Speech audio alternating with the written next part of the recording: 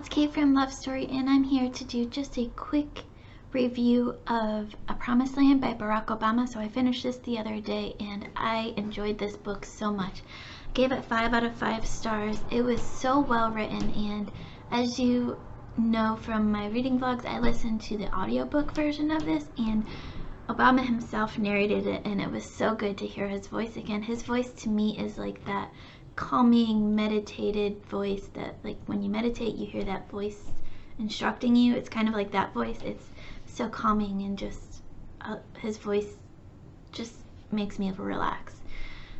So in A Promised Land, we saw basically his rise in politics, and I've learned since finishing this book that this is only book 1 in a series of I don't know how many books, but this is the first installment of his presidential memoirs. And as you probably know, he's written other books which I haven't read yet, but it's on my list to read.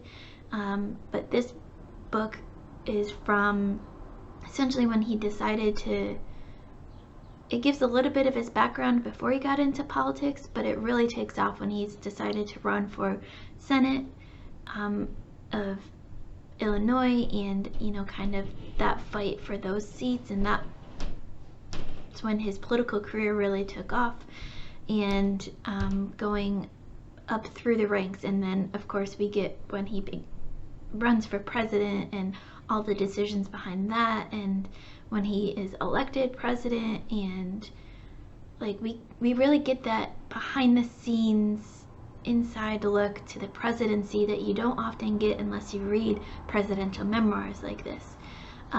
We got it a little bit with Michelle Obama's memoir, Becoming, which I also really enjoyed, highly recommend. I listened to the audiobook of that last year, and I gave that 5 stars too. But in A Promised Land, we get the hard-hitting, behind-the-scenes look that we didn't always get in Michelle's book because she wasn't there for a lot of this. We see him trying to fight the Republicans' ideals and their bias against him, and trying to be the president for all Americans during times when our country was not in a good place and our economy was just horrendous. Bush left him, sorry about that really loud bird.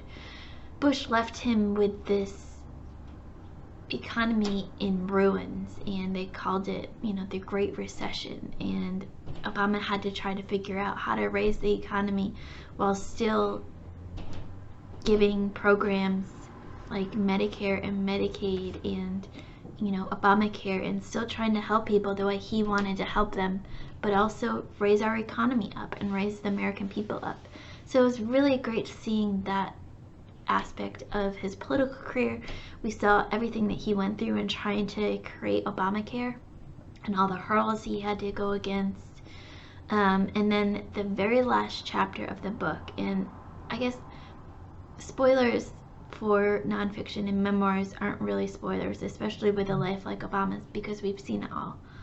So we know what essentially happens. But the very last chapter in this book deals with the hunt for Osama bin Laden and getting justice for 9/11 and all of the victims and their families. And holy cow, this was so moving. The chapter just brought me to tears. It was so well written, so good. So because it was an audiobook, I don't really have quotes that I pulled out from it, which is one of the reasons why I gave it 5 stars. I want to go back and read either the physical copy or the digital copy, so that way I can pull out those quotes that I like to get. But so well written, 5 out of 5 stars. I would read this again. I would listen to it again. I can't wait for the next installment to come out. My guess is probably next year or the year after that, since this just came out in November. But if you haven't read this yet, I highly recommend it. I recommend the audiobook too, because Obama just did a fantastic job narrating it. But that's my review now for A Promised Land by Barack Obama. Like I said, 5 out of 5 stars. Highly recommend it, especially if you like political memoirs. But that's it for now, and I'll check in with y'all again soon. Bye.